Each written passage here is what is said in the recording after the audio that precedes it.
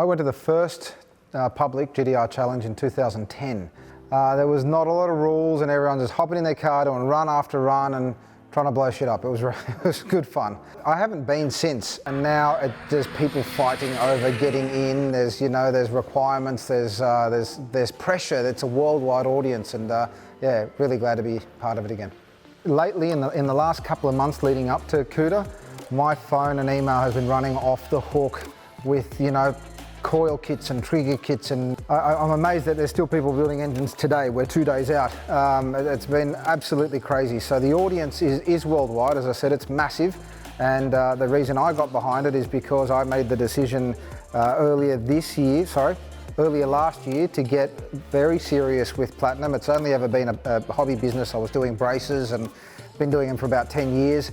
Oil gallery restrictors, I mean, we've made thousands of them. That's all sort of combined in the decision now to go full-time with platinum, get some staff on under us, and push hard. So GT-R Challenge was the perfect environment to make all that happen. Look, so we predominantly manufacture billet performance parts, electronics. The reason why I have sort of found massive gaps in the market is building my own car or cars.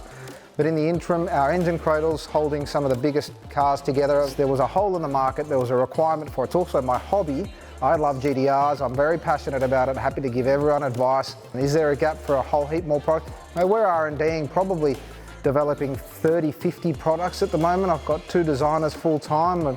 We're busy, I mean, there's a lot happening, and I'm just scratching the surface. There's so much more to do, especially starting to do Toyotas, 2Js, the Evo, we're trying to support coil brackets, and once something works for one model of car, you're like, oh, can we apply it to the Barra? So you evaluate from there and go from there, but yeah, it's huge. Scratching the surface, as I say, awesome.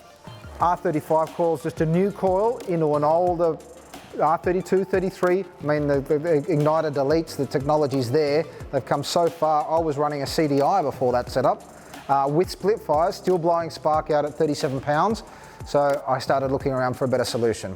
So we managed to get a bracket that now fits under the cover. We've got a nicely made Teflon CNC machined composite stalk, which is O-ring sealed, and it sits nicely in the cover. It just plugs in, and the looms are all perfectly lengthened. It just fits, and you plug it in at the end. There's not half a foot of cord coming out of the back of it, and you fit your valley cover on or leave it off if you want the cool looking purple, pink, blue, whatever bracket you want. We thought, oh, hang on, how about the SR? We started developing it.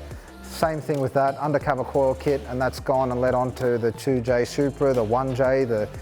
Now we're about to release testing at CUDA on Friday is our Evo kit. We do have a 1,000 horsepower Supra running there with our new kit on that as well. You know what, I'm going to get buried with this car. I do love it. It would make, even if I don't drive it, I just walk past it in the garage every now and then, and it puts a smile on my face. I start it up, and it gives me joy. So look, I've had it for about 15 years. I bought it with 3,200 Ks on it. It's now done 5,100 Ks. I'm a GT-R fanatic, always have been, and I've been playing with them since I started importing them in the early days, and probably 20 years ago I've been importing GT-Rs. Love them. Standard stroke RB26, RB25 block, playing around with a resin-filled upper deck. So we're doing some more testing, obviously, while tuning tonight. Platinum brace on there to stop the block twisting, and our main cap bearing walk. Fairly expensive head on it with some old revision platinum cams that I was playing around with when we used to sell platinum cams. 290, 300 on the exhaust. It's running a 6870 H-cover precision turbo. It's running an OS88 gearbox, quad plate clutch, Hypertune radiator, which is just an amazing piece of billet tanked gear, Hypertune cooler, Hypertune V2 manifold, ECU's Haltech, lots of engine protection in there. It's an Elite 2500. Also running an oil accumulator because it's a wet sump, and that pretty well covers the internals. Hoping to push it up to about 46 pound. It's tuned so far on around 27.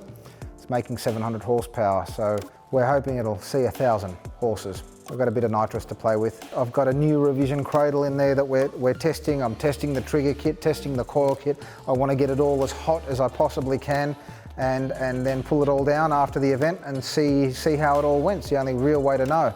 It's not a drag car. It has never been a drag car. I'm more into a bit of circuit, so it was predominantly set up with coolers and fuel coolers, oil coolers for circuit, tyres, brakes and all that sort of stuff. It's all circuit gear, 6-spot front calipers on 380mm rotors. It's not about cracking an 8-second quarter mile for me. It's about having fun in a car that still stops, goes around corners. I can drive it to the shops and ultimately test our products and get ready for the new block that we're going to start working on shortly with different cradles and bits and pieces. So yeah, it is a guinea pig, but look, hopefully it hangs in there and we'll give it hell and see what happens, but we'll be learning from it.